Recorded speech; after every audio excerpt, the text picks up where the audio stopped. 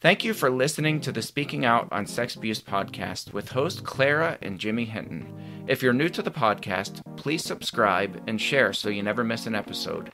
Search for us on your favorite podcast app, or you can find the podcast on jimmyhinton.org and findingahealingplace.com. Please rate our show, subscribe, and share so we can spread the word. If you would like to support us and get exclusive rewards, go to patreon.com/speakingout. Find a tier that best fits you and join as a patron of the podcast. Now let's get into the show. Welcome to this week's podcast with host Jimmy Hinton. Whoa, Jimmy, that's a lot of energy. And Jimmy's mom, I'm telling you what, life makes me energetic. Okay, all right. all that we do, it just energizes us. I'll tell you what, speaking of energy, though, isn't it better to have this cooler weather? It is. It's been nice. Yeah, it's been fall-esque. I tell you what, yeah, last week was hot, and yeah. I didn't have a whole lot of energy last week. This is much nicer. Yeah, so we're glad to be here. We are. Thank you to our patrons who make this podcast possible. We have an incredible group of patrons, and each week it seems like we get a trickle of more patrons, and we just appreciate every single one of you and cannot ever thank you guys enough for helping make this podcast possible. I will amen that. Our goal is to continue growing in that we want to reach out, far-reaching with our messages, and part of that, being able to do that, is the help we get from you as our patrons. So thank you so much. Most certainly. Yes. So last week, I put Granny here in the hot seat and talked about what it was like for her through that process of discovery, finding out that my father, her ex-husband, was an abuser, and how she got out from underneath that oppressive marriage. That certainly struck a chord. If you've not heard that episode, I encourage you to go back and listen to that episode. This week we want to talk about, on a personal note, the church's response as we walk through that. I wrote about that a little bit in the book, but there's just so much that I didn't tell. And then, of course, there's the angle for you, right, who you had actually stepped away from church with my dad. Right. Back when he was ministering to the church, you guys kind of broke away, and I don't know that was so much. I was away at, I think that was the year that I was driving truck in between college and seminary, so I think you're right. The details for me were a little bit more foggy, so I don't remember, but at any point, you guys were pretty isolated to begin with a house church. Yeah, we were, and that was not a good thing. I think that's kind of what you're fishing for me, that for us, it was not a good thing. Your dad had been getting a lot of criticism at that time, and I don't know, something struck a chord with him. There had been a men's meeting, and one of the men said to him, "You are not any kind of a father." At least that's what he brought home to me, the message. And on his own, your dad decided to pull away from the church where you are currently ministering, and where your dad had ministered for 30-plus years. And we began that week with a house church. That was a lonely thing. That was very isolating, very lonely. I also think it was kind of eye-awakening for your dad. Up until that point, I think he felt he had 100% allegiance from all of the members. And I think in his mind, he thought, well, everyone will follow us. But that wasn't so. In fact, very few people did come to the house church. And it was a really weird time in our lives. Yeah, very so different. I think that's interesting that, as he separated away from church, and you guys had your own, I think, very small, very exclusive group, there's that isolation. Yes. That's when you began really starting to notice some of these patterns. And I remember I remember a couple times that I was there for house church, and I remember you being pretty combative with him and just challenging some of his ideas, and him getting agitated, clearly Very agitated. That you would question anything Yes. that, Right. anything that he would bring forward, that you would question. That was he was clearly insulted by that. It was an interesting time because I was beginning to pull away from him at that point. I was seeing him in a different light. And I really began, it was kind of like when the Bible talks about the kind of the covering from your eyes, the scales falling from your eyes so you can see again. That's kind of how it was for me. And as I would watch him, he was really off the wall with some of the things he said, and it didn't seem to bother him at all. That for me, it was such isolation, such loneliness. I had been not a position of church secretary, but for years I had done the church bulletin, if you remember. I missed that so much. I was kind of the coordinator for our food program, our benevolence program, the leadership who would lead singing that week and whatnot. That was always done by me, and put all the birthday remembrances and everything was my job to do, as part of that. And now suddenly I found myself with a few wounded people, very few. I can think of 3 families only that began coming to the house church, but they soon drifted off because it was kind of like a slow dying death. It wasn't at all what you would think. It wasn't that warm, close-knit type feeling. There was just something wrong, and you can't quite put your finger on it at the time, but it was wrong.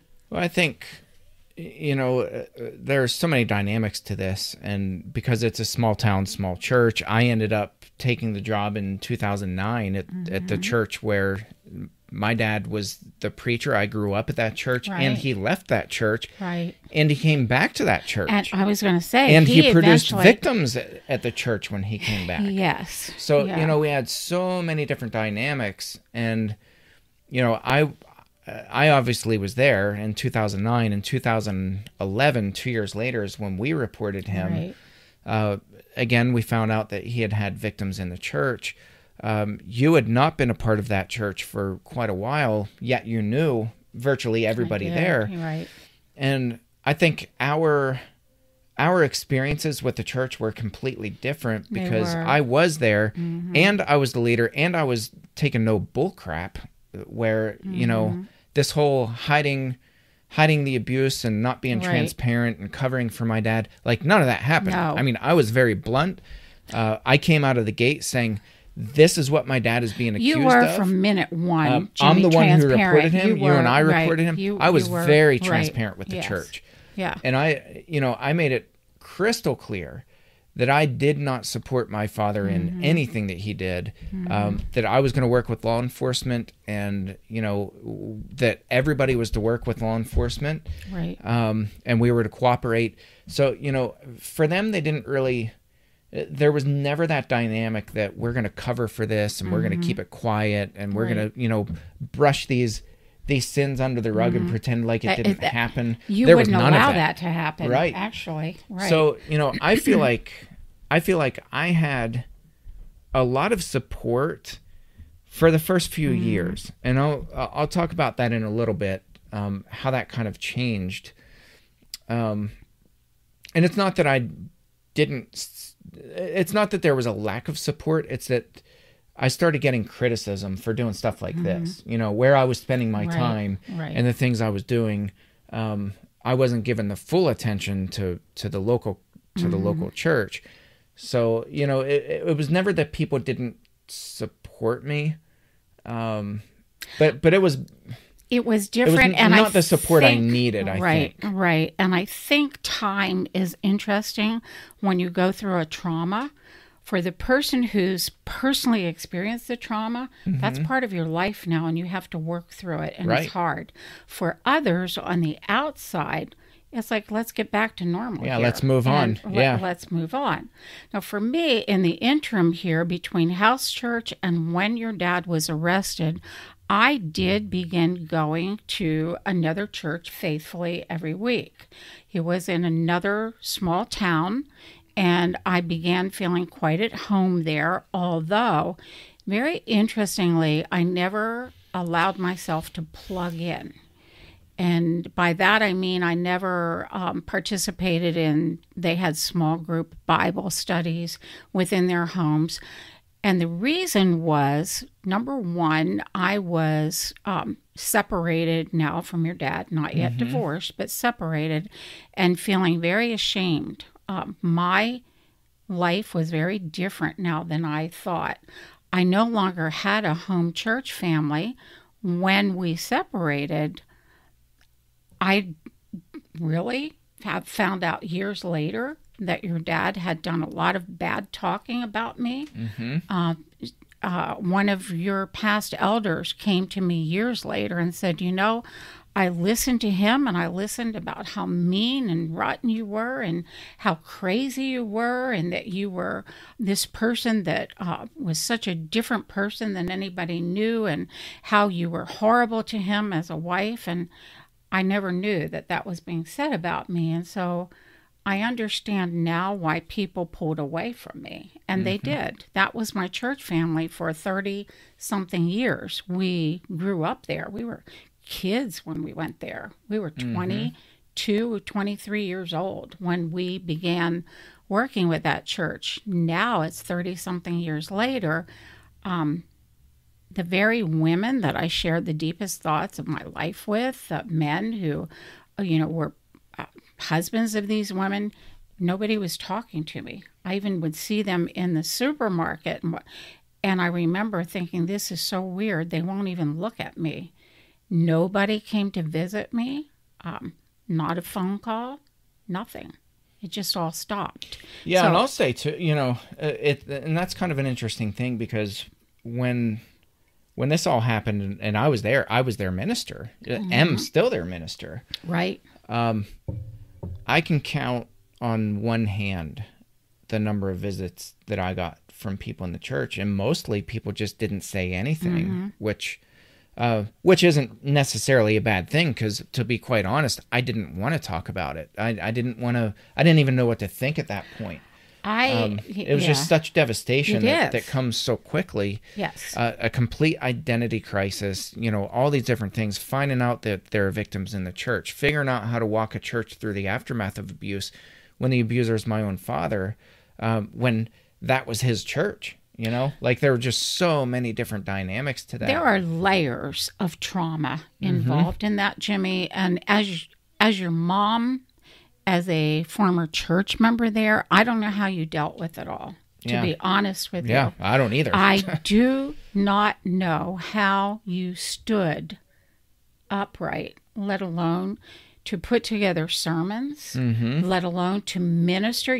I was still preaching funerals and weddings, officiating weddings, and none of that stuff stopped. I don't know yet how you did it, because you said it, the devastation came fast and furious. Everything that we had believed in came crashing down.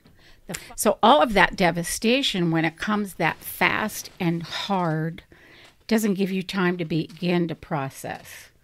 And not only did you have to process your own devastation, but the church was devastated. These are people that loved your dad. They had loved him for years and years. And like I said, I grew up with them. They grew up with us. He was their minister from a young man up. And now they find out that this person that they loved and trusted, who was their spiritual guide and mentor, was a fraud, a criminal. A criminal. Yeah.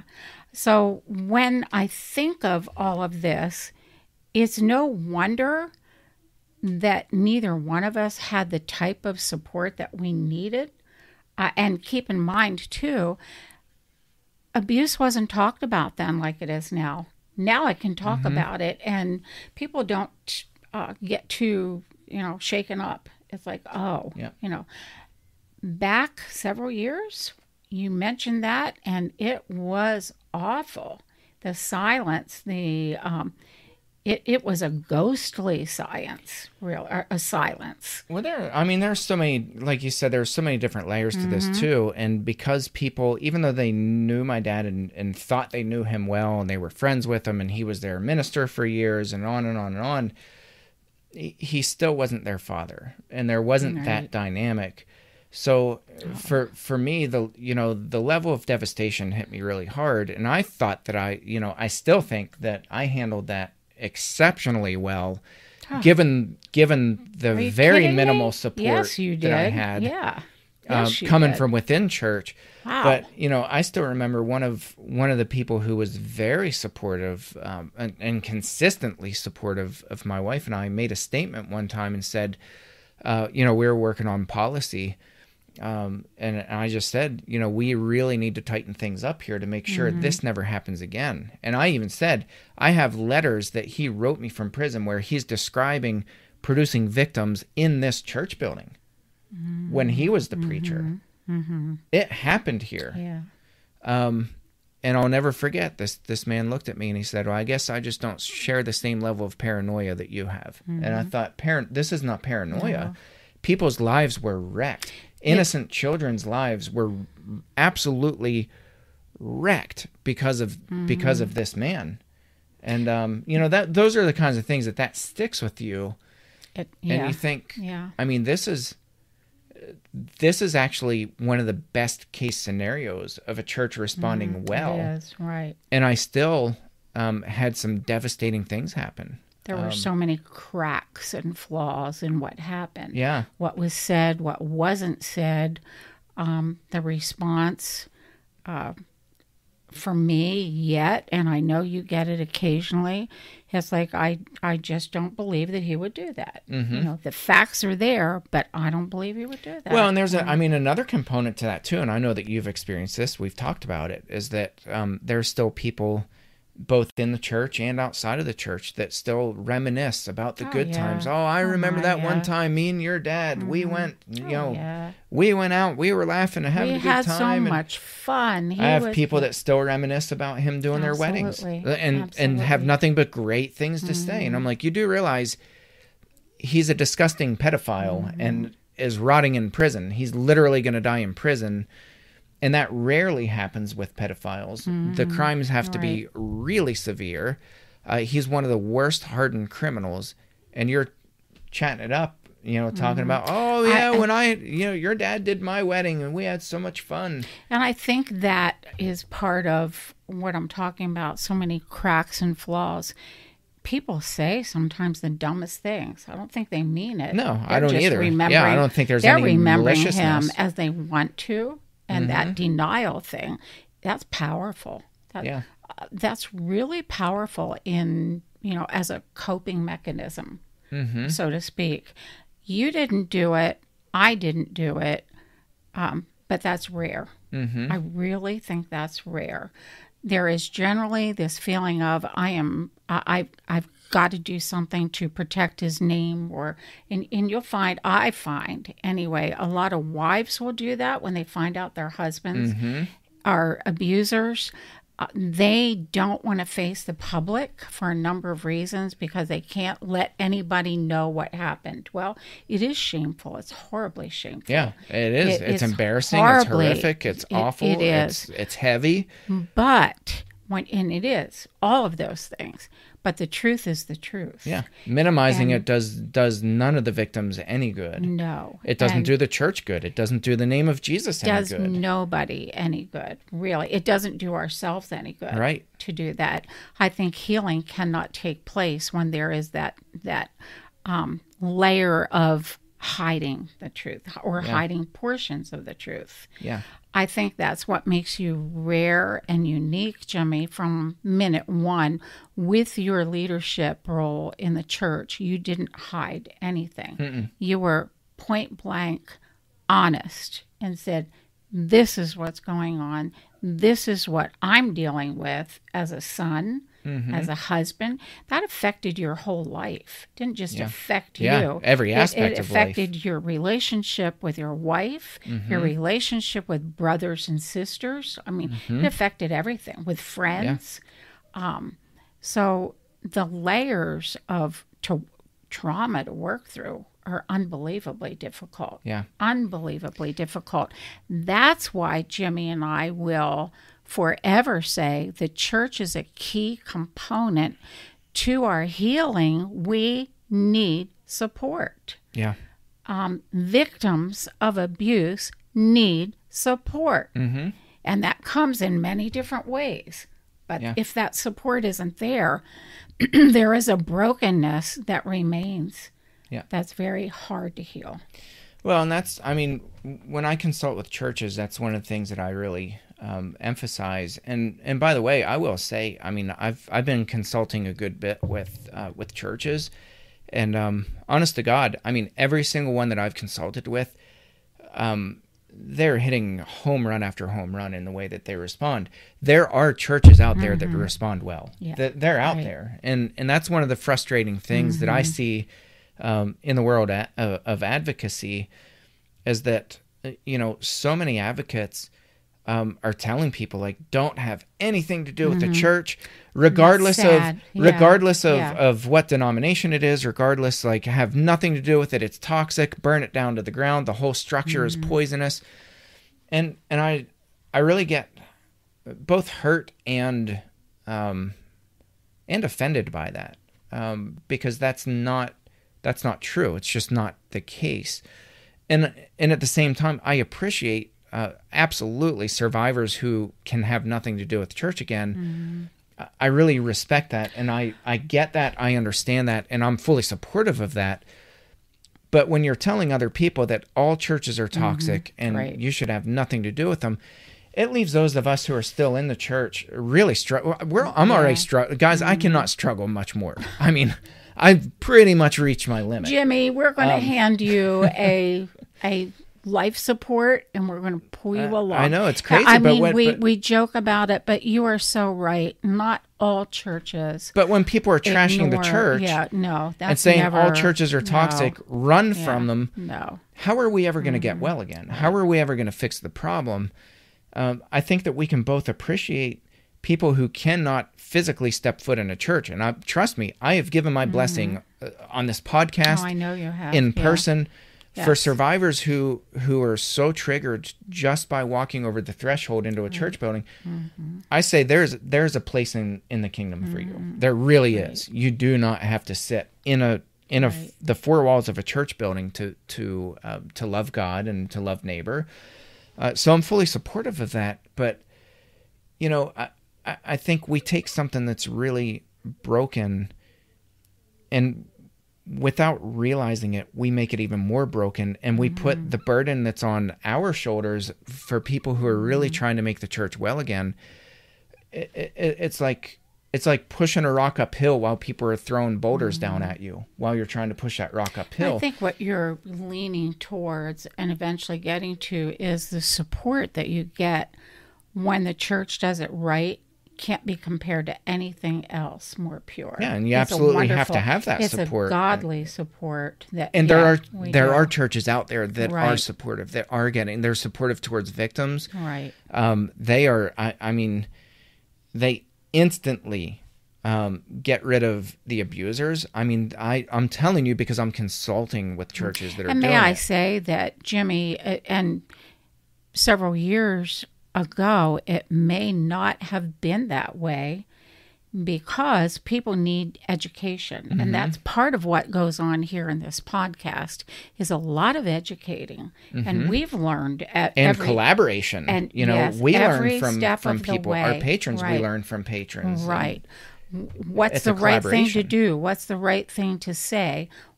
How do we give support? What's the right thing? Yeah. So it's a new territory being traveled, and we have to travel it together because it's too lonely to do it alone. Yeah. Far too lonely to do it alone.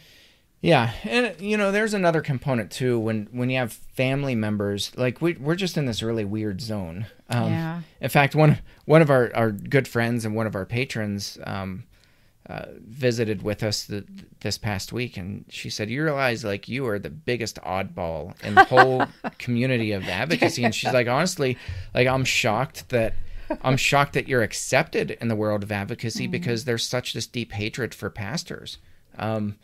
And I think it's only because I turned my dad in. I don't know what it is. You are your own person, and you are transparent.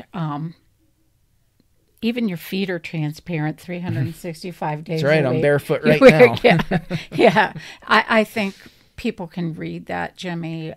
You don't profess to be somebody who you're not.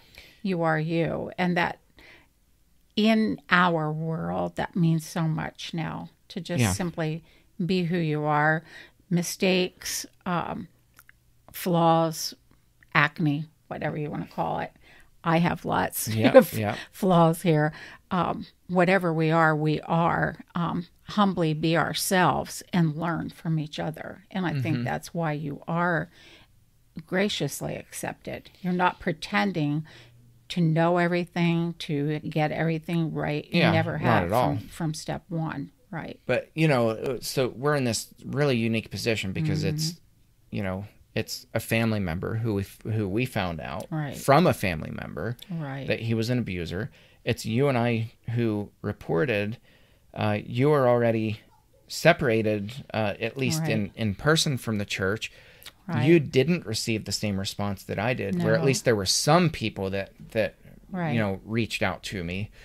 And let me interject with that before you continue on. It's years later, and I do understand. I mean, I get it. But it's still hard. It was very hard. It still is to think about it. Go ahead. Yeah. Yeah. But, there's this... For family members of abusers, there's this automatic lonely place that so many survivors find themselves in too, where there's this alienation, and the people who are your closest friends end up being the people who keep the most amount of distance between you and them. And that's been something that I don't know that I ever would have predicted, but I remember talking to somebody who was not a personal friend, but it's just somebody I had interviewed, and I have a deep respect for her. And she said, "Do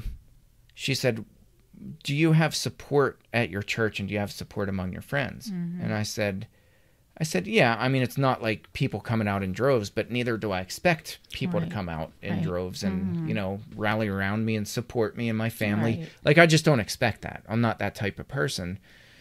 And she just looked at me and she said, "Well, enjoy it while it lasts." Because she said, you're going to find that the more you talk about abuse, the more your friends are going to do this. And I'll tell you why working in the world of grief with child loss is my expertise, other expertise, if you want to talk about it that way. I have found that people get tired of it. They get tired of it, and even though they may not verbalize the words, they express it by distancing themselves. Just get over it. It happened. It's in the past. Get over it. And it's not that easy, or it's not even that we can get over it. This was life-altering for every victim of abuse. The abuse is life-altering. It doesn't just happen in one moment and then every other moment is going to be okay. It changes everything. It changes our view of God. It changes our view of humanity. It changes our view of forgiveness, of trust. It changes our relationships within the family, within the church, within the community, within our jobs. Everything changes when this abuse is known. And it never goes back to what it was before. No, it'll never ever go back. Once it's out of that box, like a jack in the box, you can keep trying to stuff it back in and make it go in how it was at first. It won't. Right. And it just can't. It's impossible. You can't put an egg back into its shell. It's impossible to do that. So once that abuse comes out, we are different. And people don't like different. Yeah. People want the old Jimmy, the fun Jimmy, the Jimmy. Oh, come on. I'm still fun. You are. Come on. You are. But it's funny, not funny. Strange is the word I want to use. How people react to another person's trauma. And if I'm honest, I'm sure done the same with other people. Yeah, and this is not, it's definitely not to criticize people, but it's, just saying this. It's a physical reaction that we have, Yeah. but it's not the right one, unfortunately. But I think we have to be really attentive to people's hurts and their pain and realize too, and I'm in this really weird position again because I'm the only minister. I'm the only person on staff at church. Yeah. And so I am the go-to guy. Yeah. And I'm tired, Life is exhausting for me. And at the end of the day, I still have a family. I still have kids and my wife that I need to attend to them and want to spend time with them and hang out with them and, go to ball games. Survivors of abuse are feeling this need to fill their cup and don't know how to. We need rest. How do you rest when you have to work 2 jobs? Yeah. How do you rest when you have to work 2 jobs and your wife works a job and you have little kids who have been home for a full year out of school because of COVID? How do you work all these different things when the needs of people are greater because of COVID? Yeah. And you have needs also. It's that learning how to balance all of that. And learning how to refill our cups when the cup feels empty. And well, there's so many reminders too. And today I just went out, we were shooting some for the 20-year anniversary for 9/11. Right. And I was out at the Memorial Chapel and right behind me, it just hit me. I was like, I just buried my best friend Mark back in November. He's in this cemetery literally right beside my car where I parked. And it's devastating. But he's not the only one. Within 2 weeks I buried 2 of my best friends. I did funerals for 2 of my very best friends. One of them, a dear family friend of ours. Very much so. One of my deacons at church. Right. And there are just all these compound traumas that they never stop. And when you're in ministry, especially, it's just really challenging. And I think church people don't really know how to use your phrase before, they don't know how to minister to the minister. Right. And that's exactly perfectly worded, Jimmy. And maybe we need to do a segment on that because I think it's that important to anybody in church leadership to get ministered to also, and rather than just turn your back and say, that is the worst BS church I've ever seen, and that preacher is whatever, not doing it for me. How do we help fill that preacher's cup with and same for victims of abuse. How do we help fill them when they are empty? And that's an emptiness that can't be explained in mere words. It's an emptiness that feels so open and you can't really explain it. I describe it as we are, I've coined, well, I'm not the one who coined the term, but I've been talking about this a lot. And I said, what I feel like is those of us who've experienced traumas, we are piece picker-uppers. We're picking up the pieces of our own life, but we're also drawn to people who also have experienced trauma because we get it, we understand it. Right. So we're not just picking up our own pieces, we're picking up all these shards of glass all around us and trying to make sense of it and trying to piece things back together to where there's some semblance of what it used to be, and it's just such a messy process, and it's an exhausting process. And I think every survivor of abuse can understand that to an extent. I know they can, because that brokenness is something that is tiring, it's exhausting, it's demanding. You can't walk away from it. Yeah. And that's why I've found myself, and I've even told people this, and I'm being more vocal about this, but, you know, at church, I'm just flat out saying now, we need help. Mm-hmm. Like, and there's nothing wrong with saying that. You see what we're doing. Right. We are dealing with so much trauma, and we're picking up these pieces. And as you're walking by saying, well, church just isn't really doing it for me, you know, like I want more. Just stop and help pick up the pieces. Sometimes in order to get more, right, we have to give more. Yeah, we're all in this life together. And we are. And we need to... I keep thinking we need to share in each other's burdens. When we had the grief retreat several years ago, I was looking at pictures, Jimmy, and when we did those exercises where we had to trust others to help us and catch us when we did the were ropes falling. Course. Yeah. Right. I was looking at those pictures and I thought, man, is that not true in the life of survivors of abuse? We need to have that type of camaraderie where we hang on to each other, and we know that when Jimmy's starting to fall, Joe will be there to help pull you up, and so will Dave, and so will Dan, and so, you know, and when I begin to fall, I know that somebody's arms are going to be around me and help pull me back up, and together we become this strength. We don't want to keep distancing ourselves in the process of trying to heal, because then we grow weaker and weaker and weaker. Yeah. So.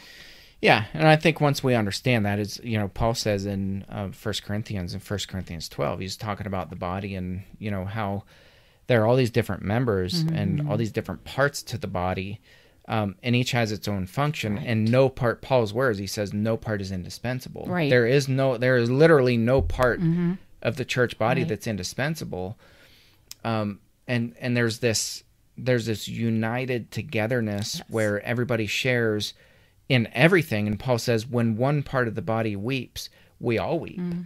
When one part of the body rejoices, we all rejoice. And that's what's missing in the church right now. Right. It is. And for those, and I count myself among those who find it difficult yet to do an organized church service, my goodness, we have online services where we can participate. We can do acts of godliness every day of our lives. We can pick up the phone and join in with service to others. We can do that through the name of Jesus. The last thing in the world we want to do is let our love for Jesus die. Yeah. That's the last thing in the world we want to do. Because abuse needs help. It needs support. And our greatest support is going to come from prayer, from godly friends, from being around godly support. That's where it is. Yeah. So, and there are all different, I really think we do need to do a podcast on that, how to fill our cup when we're empty. Yeah. I just think we really need, absolutely. You know, all survivors of abuse need to learn how to do that. We all do. But I want to leave you with this message again, because we're just kind of sharing some of our personal experiences. You know, there's so many layers to trauma, but, you know, I want to leave you with this message and this truth bomb, is that there are churches out there that, you know, even though they're made up of broken people, sinful people, like, there are churches that are getting it right. I promise you, I'm working with churches, and they're open, and they're saying, we're contacting you to consult with you because we want to learn how to excel and how to handle this well. What a blessing is that. And there are churches that are getting it so right. And, you know, please, if you're one of these people that's skeptical of the church, I understand that. I appreciate that. But please, for our sake, for people who are trying to clean up the church and make it a better place, don't trash the church and talk about how awful it is, and it can never be made right again, because it can. It can. Right. It's going to take time, but it can. And so I'll leave you with that truth bomb, and we want to thank you, listeners, for tuning into this episode, and we'll catch you next round. Thanks again for listening to today's episode. Thank you to our patrons who make the podcast possible. If you found it helpful, please follow on Spreaker and search for the Speaking Out on Sex Abuse podcast in your favorite podcast app. Be sure to hit subscribe and rate the show. If you believe in what we do, consider supporting the podcast by becoming a patron and check out the cool rewards our patrons receive. Share with your friends and tell the world. Join us in speaking out on sex abuse so we can change the tides and prevent abuse.